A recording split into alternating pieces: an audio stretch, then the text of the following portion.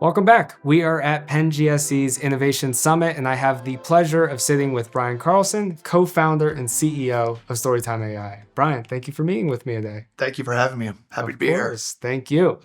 Let's first get into, address the audience, please, and just tell them how you're serving students and eventually classrooms. Sure. Yeah, we have a platform right now that's doing personalized on-demand read-along books and videos for kids. The books and the read-along videos reflect their interests, their cultural identity, what they look like. If they want to make books about their friends, their pets, whatever they want to tell as their story, they can do that in the engine. And we have apps right now in the App Store, have about 85,000 downloads so far. And we're now pivoting over to the classroom.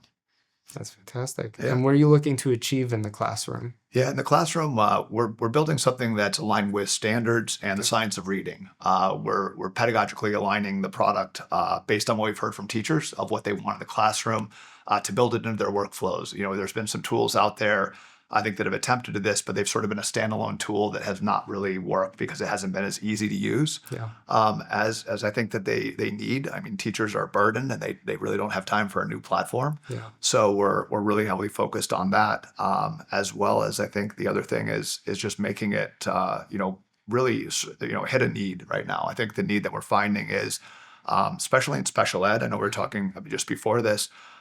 Teachers are building most of their curriculum in special ed on a night before basis for every student in the class. It's very personal. I've had teachers say, ask me what percentage of curriculum I make myself. The answer is usually 95 to 100%. Wow. Yeah. So with what we're doing, you can do point in time books, right? So if you're having a social story, for example, and a child is having an issue with having anxiety about maybe going to the zoo or something, you can make a book right then that immediately weaves in, a feeling about, hey, this is what it's going to be like, kind of, work them through that situation. And also at the same time, weave in a standard of something they're doing, but also level the book.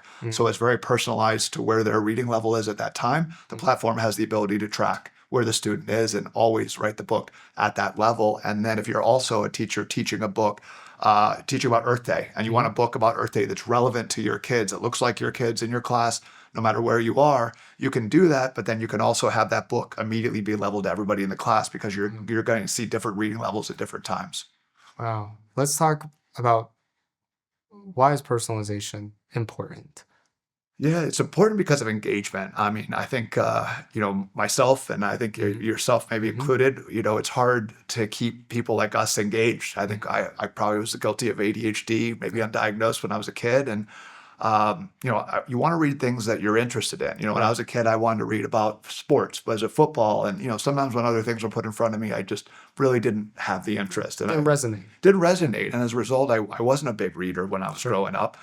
Because I wasn't really interested in what I was reading about. So I think personalization from an interest perspective is interesting, but also from cultural backgrounds. We have, a hugely diverse population in the schools and one size fits all approach to a book that's, not racially, identified to you as an individual or culturally representative, is not going to be very interesting. And I think that we now with AI are in a unique period where we can do that very easily. So that's what we're doing.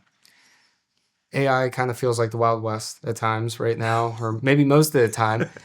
We were talking a little bit. You're going beyond just using AI, but you're actually like teaching students how to leverage this tool. What does that look like, and why is that important? Yeah, that's a great question. We're seeing products out there like Magic School introducing AI to K through 12.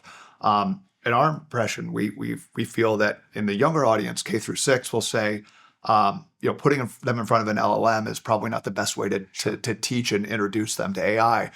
Storytelling and personalized stories using, a multimodal approach absolutely is. It teaches them how to prompt because we're breaking out the stories. They have to put in the theme, the setting, the plot. They can pick from that for younger audiences, but it's really teaching them how to structure information for inputs. And that's the beginning of prompt engineering. So we think that there's definitely an AI alignment play.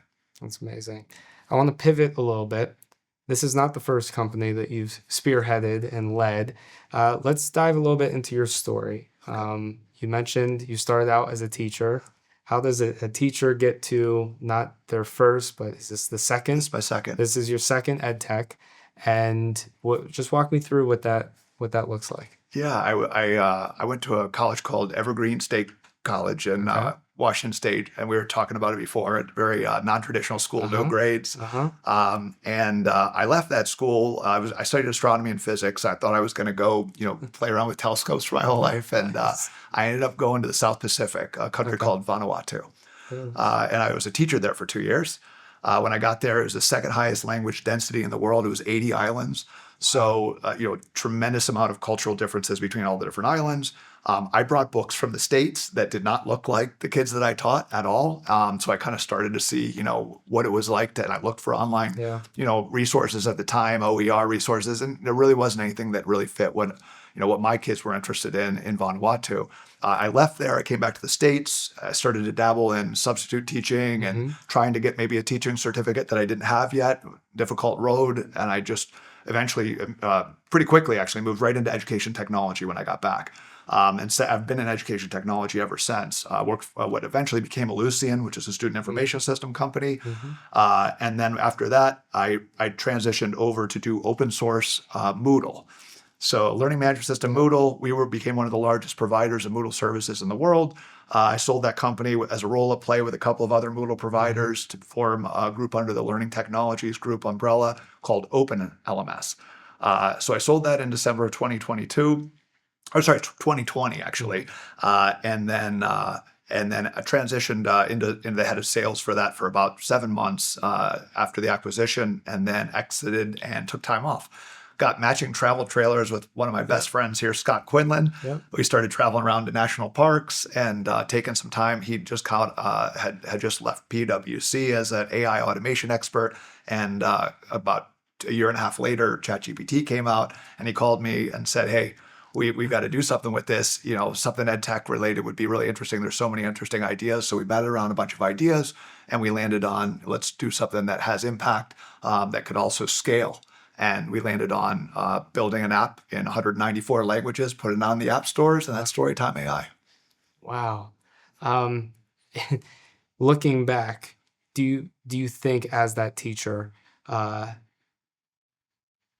ever think you'd be where you're at now? Not at all. Yeah. Not even remotely close. Was it even on the No. roadmap in any way, shape, or form? I was always entrepreneurial. Sure. I was a kid with a lemonade stand, mowing lawns at a young age. Yep. So it's not surprising. But it's not surprising I'm doing this. But at the same time, if you would have told me I'd be sitting here with an exit and working on an AI startup, never in a million years. Definitely incredible how life gives you on these paths you don't expect. That's a very, very exciting story. I'd like to round out a little bit talking about that impact that you're looking to create. Yeah. You've been working 85,000 downloads. Yeah. Not even getting into like districts yet. Like Right. This is the next phase. Yeah. What impact are you looking to create with Storytime AI? I mean, there's a massive literacy crisis right now globally and obviously in the US. We think that we can be a part of solving that. So the impact we want to have is we want kids to fall in love with reading, and we want them to be able to create and tell their own stories. Yeah. I think that this is an extremely exciting time with AI. There's so much opportunity and so much uncertainty right now. And I think we have an opportunity to come in with the technology to, I think, just do things a little differently and hopefully inspire kids. I love it. Yeah. I love it. Where should people go to learn more about Storytime AI? They can go to storytimeai.app.com, and there's a opportunity for you to sign up to a beta that we're doing here this summer, and we'll have a fall rollout for schools, and love to have anyone to join and be a part of it. Fantastic. Thank you for joining me. Thank you so much. Appreciate it. Thank you. All right. Thanks.